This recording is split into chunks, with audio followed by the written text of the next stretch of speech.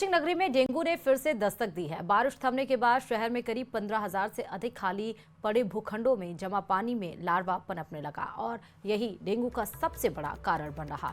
स्वास्थ्य दल आपके द्वारा अभियान के तहत पिछले 24 घंटे में 17,000 घरों में सर्वे कर 38 मकान मालिकों को नोटिस थमाए गए हैं और 16 मकान मालिकों के चालान काटकर जुर्माना भी वसूला गया है। इस दौरान 1977 कंटेनरों में टेमीफोस और 1192 स्थानों पर MLO डाला गया है। नगरी में डेंगू का खतरा फिर से बढ़ने लगा है। हालांकि चिकित्सा विभाग की टीमों द्वारा शहर सहित ग्रामीण अंचल के इलाकों में डोर टू डोर सर्वे कर लार्वा एक्टिविटीज की जा रही है। तमाम तरह के प्रयास किए जा रहे हैं, लेकिन डेंगू ने फिर से कोचिंग नगरी में दस्तक दी है। संभाग के सबसे बड़े मातृ शिशु जेके लोन अस्पताल में डेंगू के खतरे को लेकर अलर्ट किया गया है। मासूम व नवजात बच्चों में डेंगू का खतरा न बढ़े, इसके लिए विशेष टीम का गठन किया गया है। अस्पताल उपाधीक्षक के निगरानी में जो डॉक्टरों की टीम है विशेष तौर से काम कर रही है। लेकिन फिलहाल ये कहा जा सकता है कि मौसम में बदलाव के बाद डेंगू का खतरा फिर से बढ़ने लगा है। जहां लार्वा अब पनप रहा है और ऐसे ही लार्वा जो है डेंगू का खतरा बनता जा रहा है। जहां जमा पानी है वहां जमा पानी में लार्वा एक्टिव होता है और डेंगू का जो है सबसे बड़ा कारण बनता है। फिलहाल ये कहा जा सकता है कि शहर सहित ग्रामीण अंचल के इलाकों में डेंगू को लेकर विशेष अभियान चलाया जा रहा है। तमाम तरह के प्रयास किए जा रहे हैं, लेकिन कोटा में डेंगू का खतरा लगातार जारी है। जो हॉस्टल हैं वहां जो कूलर में जमा पानी है उनकी निकासी करना, साफ सफाई करना सहित तमाम तरह के जो प्रयास है वो प्रयास सफल नहीं हो पा रहे हैं और कोचिंग नगरी में डेंगू का खतरा लगातार जारी है। भरतपुर के आजान बांध के जरिए लगातार केवलादेव नेशनल पार्क में पानी पहुंचाया जा रहा है। डाकर मोरी पर बांध का गेज 10 फीट के करीब बना हुआ है, जिसका गेट खोलकर केवलादेव नेशनल पार्क में पानी की निकासी की जा रही। डीएफओ मानस सिंह का कहना है कि अभी लगभग 200 MFT पानी केवलादेव नेशनल पार्क में पहुंच चुका है। केवलादेव नेशनल पार्क में 400 से अधिक MFT पानी की आवश्यकता होती है। इसके बाद बांध के गेट बंद कर दिए जाएंगे।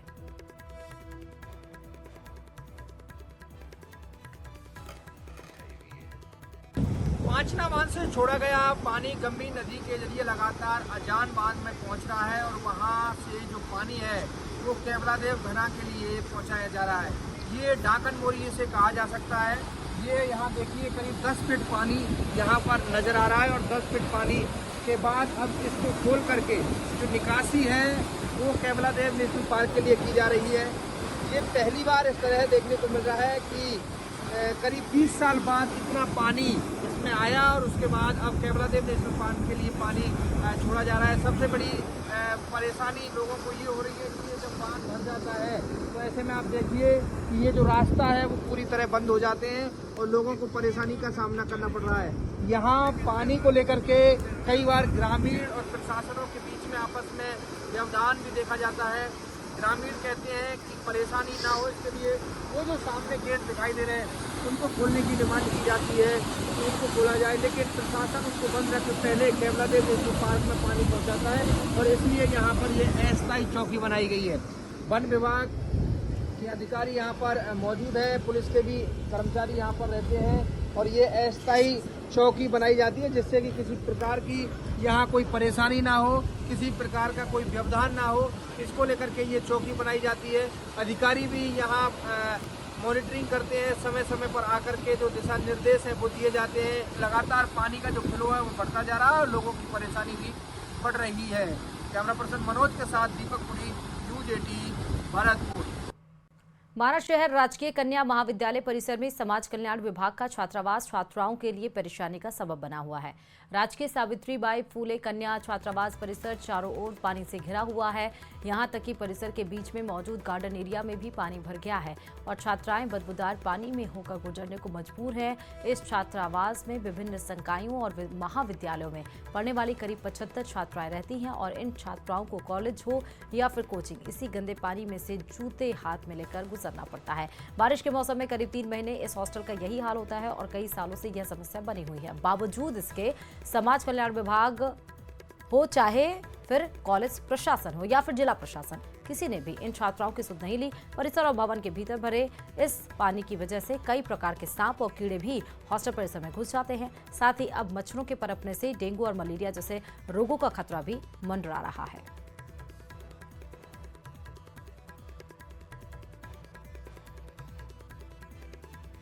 होती है तब तक यही समस्या रहती है और इस समस्या का 3 सालों से मैं यहाँ रह रही हूँ। अभी तक इस समस्या का कोई समाधान नहीं किया है। यहाँ पे अधिकारी आते हैं और देख के ही इसे चले जाते हैं। अभी तक इसका कोई स्थायी रूप से इसका निकाल कहीं भी कुछ भी नहीं किया। हमारे छात्रावास की चारों तरफ पानी ही पानी भरा हुआ रहता है 3-4 फीट, और इस पानी में जहरीले जानवर रहते हैं। ये सब बहुत दिनों से चल रहा है हमारे ना, जब से पानी बरसात शुरू हुई है तब से ये समस्या बनी हुई है। वैसे तो जैसे तैसे मैडम जितनी हो सकती है उनसे वो सब करती है, मोटर वोटर डलवा के पानी निकलवाने की कोशिश करती है, पर जो बरसात का पानी है वो बहुत ज़्यादा यहाँ पे भर जाता है और पूरा पानी निकल नहीं पाता। इसलिए हम जब कोचिंग और पढ़ने जाते हैं तो उसमें हमें समस्या बनी रहती है। कीड़ों की भी समस्या बनी हुई है और निकलते हैं तो जूते स्लीपर हाथ में लेके निकलना पड़ता है उनको। यहाँ पे होंगे कम से कम 70-80 बच्चे तो होंगे, लड़कियाँ रहती हैं यहाँ तो, और उनको भी निकलने में परेशानी आती है बच्चों को। तो हमें बार बार कोचिंग भी जाना पड़ता है, कॉलेज भी आना पड़ता है, पर फिर परेशानी आती है। कोई पानी निकालने वाला ही नहीं आया अभी तक। हमने शिकायत भी कर दी, सब कुछ कर दिया। एक बार फिर एनसीईआरटी की किताब पर किचकिच शुरू हो गई है। 8वीं की सामाजिक विज्ञान की किताब में एक नक्शे को लेकर सूबे के बाशिंदे आक्रोशित हैं। क्या है वजह, देखिए इस रिपोर्ट में।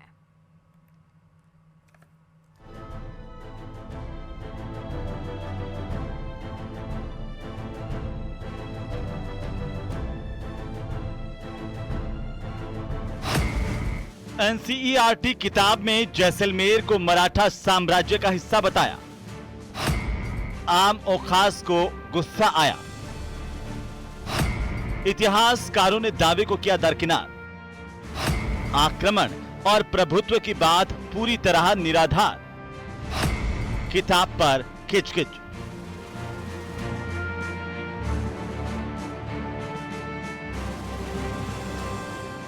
एनसीईआरटी की नई किताब पर खासा उबाल है। जैसलमेर के पूर्व राज परिवार के सदस्य चैतन्य राज सिंह ने एनसीईआरटी की 8वीं कक्षा की किताब में जैसलमेर को मराठा साम्राज्य का हिस्सा दिखाने पर आपत्ति जताई है।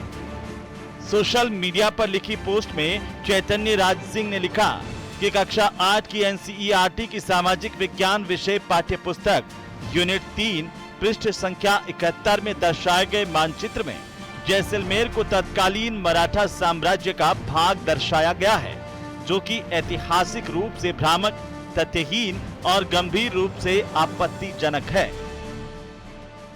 मराठाओं का खुद का बड़ा गौरवशाली इतिहास है। उन्होंने बड़ी लड़ाइयां लड़ी, उनके बड़े प्रतापी राजा हुए, परंतु जैसलमेर से उनका कभी कोई लड़ाई का कि जैसलमेर के अंदर कभी उनके आगमन का, उनके किसी भी प्रकार के यहाँ पे राज करने का तो कोई सवाल ही पैदा नहीं होता। क्योंकि समय के साथ नए तथ्यों की जानकारी मिलती है और उन नए तथ्यों के आधार पर नए सिरे से इतिहास लिखा जाता है। नए सिरे से इतिहास लिखने का अर्थ ये नहीं हुआ कि हम इतिहास में कुछ बदलाव करें और तथ्यों में कोई चेंज कर इतिहास लेखन की प्रक्रिया को ही बदल दें। एनसीईआरटी की पुस्तकों में जिस तरीके से बदलाव किए गए हैं उसमें बहुत सारी त्रुटियां छोड़ दी गई हैं। मराठा साम्राज्य को कोल्हापुरा से उत्तर में पेशावर और कटक तक दर्शाया गया है। जैसलमेर को भी मराठा साम्राज्य में दिखाया गया है। इसी पर आपत्ति है। दावा है कि जैसलमेर मराठा साम्राज्य का हिस्सा ही नहीं रहा। जैसलमेर में दर्ज इतिहास के मुताबिक मुगल भी जैसलमेर को नहीं जीत पाए थे। जैसलमेर की स्थापना भारतीय इतिहास के मध्यकाल के प्रारंभ में साल 1178 के लगभग यदुवंशी भाटी के वंशज रावल जैसल ने की थी। रावल जैसल के वंशजों ने यहाँ भारत के गणतंत्र में परिवर्तन होने तक बिना वंशक्रम को भंग किए हुए 770 साल तक सतत शासन किया। आजादी के बाद जरूर परिस्थितियां बदली, परंतु उससे पहले पूर्ण रूप से स्वाधीन रहा और बड़े बड़े आक्रांताओं से लड़ाई लड़ी, परंतु आक्रांता सभी आए तो अफगान, तुर्क, पठान, ये सब आए। हुमायूं से भी हुई, खिलजी से भी हुई, गौरी से भी हुई। तो हम लोगों ने ये बड़ी लड़ाइयां लड़ी और उत्तर भड़कीवाड़ भाटी का जो टाइटल मिला वो इसी वजह से मिला क्योंकि यहाँ की जनता, 36 कौम, महिलाओं ने भी बड़े बलिदान करे। मैं सोचता हूँ जैसलमेर में किस प्रकार से एनसीईआरटी के सिलेबस में ये आया है और किन तथ्यों के आधार पर लिया है, किन लोगों की, किन राइटर्स के आधार पर लिया है, क्या आधार इसके पीछे रहा है। माननीय मंत्री महोदय से हम सब लोग इस विषय में मिलेंगे क्योंकि वहाँ न तो मुगलों का न अंग्रेजों का किसी का कोई शासन नहीं रहा। ये दूसरी बार है जब एनसीईआरटी की किताब पर बवाल हो रहा है। हाल ही में 8वीं की सोशल साइंस की नई किताब में मुगल काल और दिल्ली सल्तनत से जुड़े शासकों के बारे में तीखी शब्दावली पर इतिहासकारों और शिक्षा विशेषज्ञों के बीच मतभेद हुआ था। किताब में बाबर को क्रूर विजेता, अकबर को सहिष्णुता और क्रूरता का मिश्रण और औरंगजेब को मंदिर और गुरुद्वारे तोड़ने वाला शासक बताया था। पहले की तुलना में किताब की भाषा तीखी और आलोचनात्मक मानी जा रही है, इसीलिए काफी लोगों ने इसे एक तरफा बताया था। Bureau report, news 18 Rajasthan.